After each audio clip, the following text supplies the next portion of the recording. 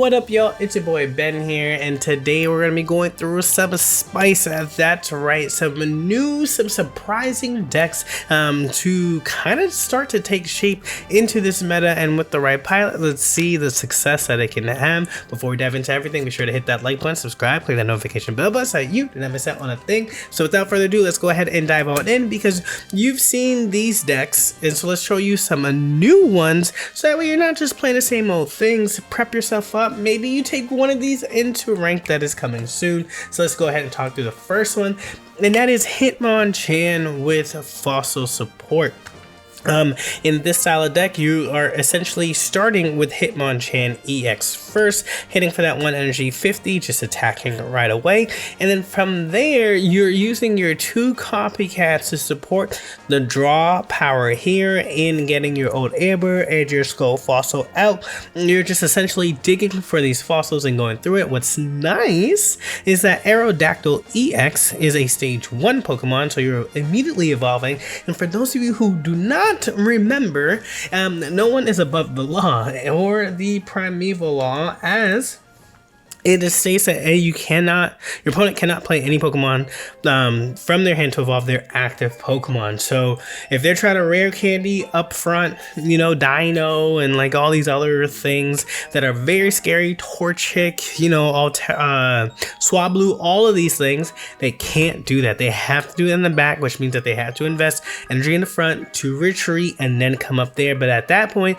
you're still digging away, getting this Hitmonchan early chip damage up, which will allow you to then Cyrus into Aerodactyl and knock them out, or Cyrus into Rampardos and knock them out. Hitmonchan has just 1 retreat cost, which makes it a very easy pivot mon, because that 1 energy that you're committing to attacking can stay there, and then Rampardos also only needs 1 energy to attack. Aerodactyl just needs 2. So you're ready to go when it comes to attacking quickly.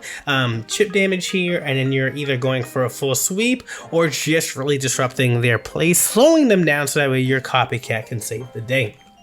Up next, we have this Victory Bell Chingling Celadon deck, which just really comes down to just trying to abuse your opponent's basics. That's really what you're doing here, right? You are devolving and attacking with red to attack those 60 HP basics to knock that out. You're bringing that back up with a Pokemon Flu. Victory Bell, Fragrance Trap, hit them with 60, pow!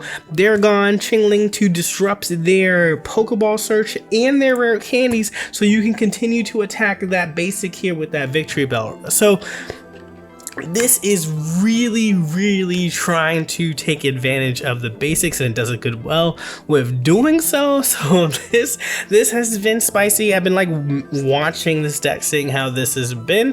I'm actually really excited myself to kind of like just try this out. But again, you're just abusing their basics. It doesn't matter how up there they get, no matter what they evolve into. You have an answer with that with Celebi. You have an answer to even straight knock them out, bring them back, knock them out again, bring them back, knock them out again. And that's the game. They can't stop you. That's 140 HP to get through twice, you know what I mean? So like, that is really fun to do, because Fragrance Traps just brings in whatever bench basic Pokemon up front to get hit with that 60, so there's no hiding in the back. And then we continue to this just straight up Mega Absol Poison Barb deck here, right? You're just trying to poison folks, you're trying to chip them down, you're hoping the Poison Barb is on the Mega Absol, and between the chip damage that is getting received from the Nihilego, that should be enough, right? Like, they're now losing -30 with both of these on the board. That is 80, so 110 damage to the opponent before it even comes back to you. So if they go, that's 110, they don't heal, that's another 30, that's 140 damage by the time that you're ready to attack again, just from going through one Darkness Claw. So it does take for you to like have, you know, your Nihilegos out, your Poison Barbs out, but you're running only basic here, which means this Pokeball can do a lot of work for you. This copycat can do a lot of work for you, because you're essentially just playing these cards out. You're looking to heal as much as you can as well, to just kind of stay up front there as much as you can. Guzman to ensure that they, you know, stay out of commission. No giant capes or citrus berries, even though I haven't seen them out in the wild, but nothing can save them from you. And then we continue into the Vikavolt deck. So this deck is also been really spicy here, where like you are, so where we have, this is really trying to take advantage of your status, of your opponent's status. This is taking advantage of your opponent's basics, and then we have here where you're also just like taking advantage of the aggro deck, right? Like you're hitting for 50 no matter what, and then you're building up slowly. Now where this deck shines is completely removing item cards from the game, and that is essentially what you're doing here. Chingling has the effect of your opponent's dexterity. They can't play any item cards, and that deals 10 damage. Whereas Vikavolt, for 2 lightning energy, they have disconnect, which means that your opponent cannot play any item cards from their hand. So you have 2 mons who are doing the same thing. One's a basic baby mon, essentially, less health, but no energy to do this attack. And you have Vikavolt here, which allows you to deal 70 worth of damage to it. Sophocles allows you to boost up your damage by 30 with the Vikavolt, so you could potentially be going into 100 damage into your opponents, 170 across 2 turns. It's really nice.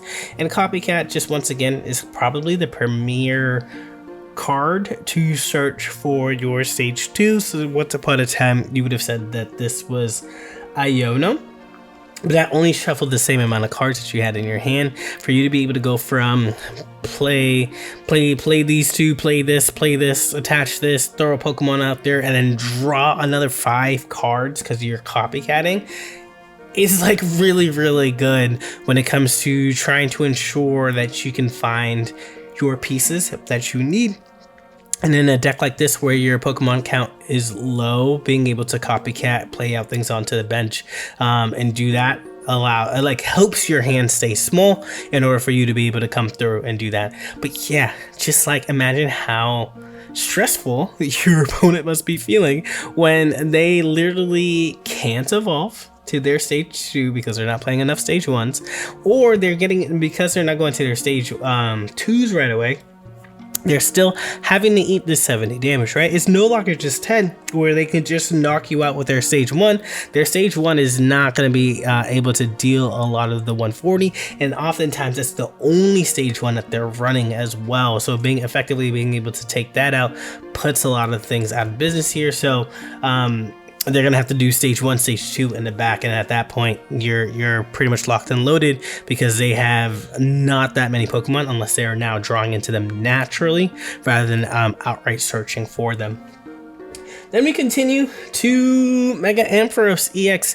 It is on the climb a little bit, right? Like we've seen Mega Absol say out loud, "I'm here." We've seen Mega Blaziken now get a new tool with Heatmore to really showcase its effectiveness in tournaments.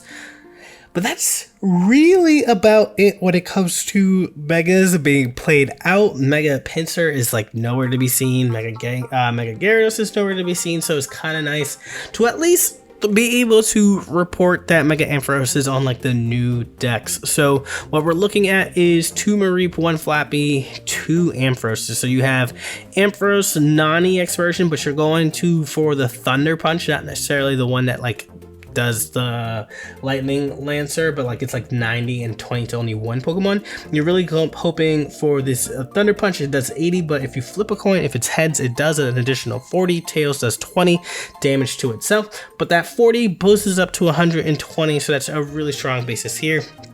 And since you're able to be in Lightning deck, you get to take advantage of the Oricorio and Zeraora shenanigans. You know, opposing EXs here, being able to attack, save yourself through those, and then being able to generate energy, take advantage of Elemental Switch, take advantage of Electrical Core. There is only 1 in here. So there's that. There are a few Pokemon in here, so I do like the May insertion in this deck here, just to try to make this a little bit more consistent, because you're looking at 2, 4, 6, 8 Pokemon, which is like not horrible. I guess that's actually not bad at all. But the May here, just to ensure that you can find what you need. Between Pokeball, May, and Professor's Research, you should be able to easily climb into your Mega Ampharos EX and then start dealing 160 to their board. And then we continue to Chingling Crobat Arceus EX. So you're running Dark Energy here between Licia being able to pull out all of your Zubats and your Chinglings, right? Like you can pull it from here, Professor's Research, your Pokeball as it be. They're only running one, because your supporter, like if you have this out, you play the supporter, you grab two of these out, and then you can play your Pokeball as well, grab another one out. So you're finding what you need, or at least finding enough to have Arceus on lined up for that 130 for that Ultimate Force here. But again, Chingling, Ultimate Disruption. But highlight here is definitely Crobat. Crobat with the Cunning Link does 30 to the opponent's active spot just by clicking its ability, and then you can Darkness Fang later, or you do 160 with Arceus attached to that. So having two of these set up plus this means that you're dealing 190 to the board. So you're taking out Mega Altaria, you're taking out Mega Absol in one move here, right? Like that, you're set up to be able to do that.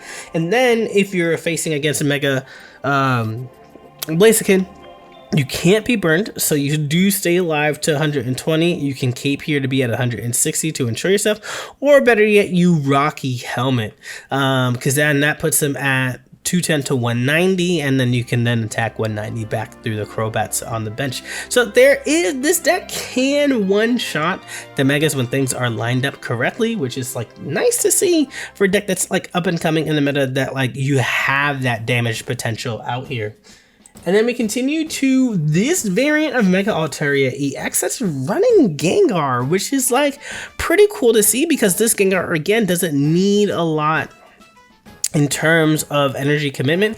At most you need 2 if you want to retreat it, but you'll have 1 energy, you're attacking for 50, you're at 130 HP. That's still a good amount to get through, especially as a non-EX, and this bother means that your opponent can't play supporters. So that is kind of spicy here, right? Like you're gonna have your board filled up with like a Gengar, your Chinglings, like right, there's more than enough basics here to make Mega Altaria proc for that 130, but this Gengar is a cool addition into this deck. You do need your rare candies in order to support it, so it's not just basics through and through. But if you can't find your Gengar, obviously you can lean into your Mega Altaria EX in terms of attacking here, which is great, right? But what's nice is that you can search for Ghastly through Licia as well. So like being able to keep this like HP low enough where like your basics are like easily being able to be found, and because you can search with Licia and Pokeball,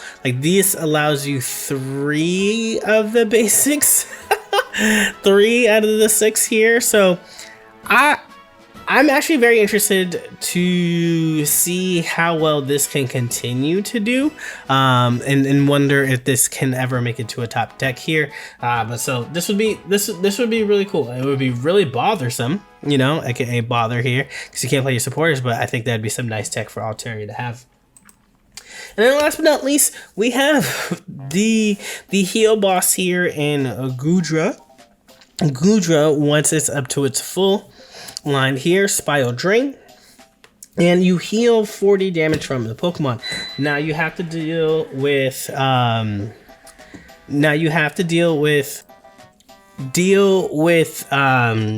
dual energy. There we go. Words are super hard, but you know, like water, it's like it. But once you're online, like you're good here, right? Like you have 2 lilies, 2 NDD EXs with the washover. So your washover gets 40, and then you get to heal another 40. The heavy helmet here takes off damage from you, and then you get the 120 heal with the 2 lilies. Like it's very, very hard to take down Goodra. Mind you, take down 2 Goodras. Mind you, then to have to deal with an EX later after that. It's a lot. It's just a lot. I've had to play against this before, and you're just sitting there like, how much can I do? Because you're on the other end not equipped to be attacking this much. And what's strong also about this deck is Goomy, right? So, Gumi Sticky Membrane ability, as long as this Pokemon's in the active spot, attacks used by your opponent's active Pokemon costs 1 more. So if you're going second and they start off with a baby, that baby can't do anything. Because they need an energy in order to be able to use their attack, and then they're going first, so they have to wait till their following turn to be able to do that. So that allows you some kind of breathing room in order to be able to do that, right? Like this lets you take advantage over those baby Pokemon starts, which is something that we haven't had, and to see it clearly direct counter babies is really cool. And wondering if they're gonna attach this kind of ability to other Pokemon. But yeah, y'all, these are like the new and upcoming decks that are coming. These are the new ones that may surprise you. You can definitely catch some people off guard playing this into the ladder. Currently, I was caught off guard by this, but now that I know about this, I'm excited to try this out myself. But yeah, y'all, let me know what y'all think. What are y'all interested in trying, or what is something new that you have cooked up that you've been excited to play? And please let me know. Share your secret sauce. And as always, y'all, if you enjoy the vibes of this channel, be sure to hit that like button, subscribe, the notification bell button, so that you never miss another thing. Till the next one, y'all. Peace. Bye.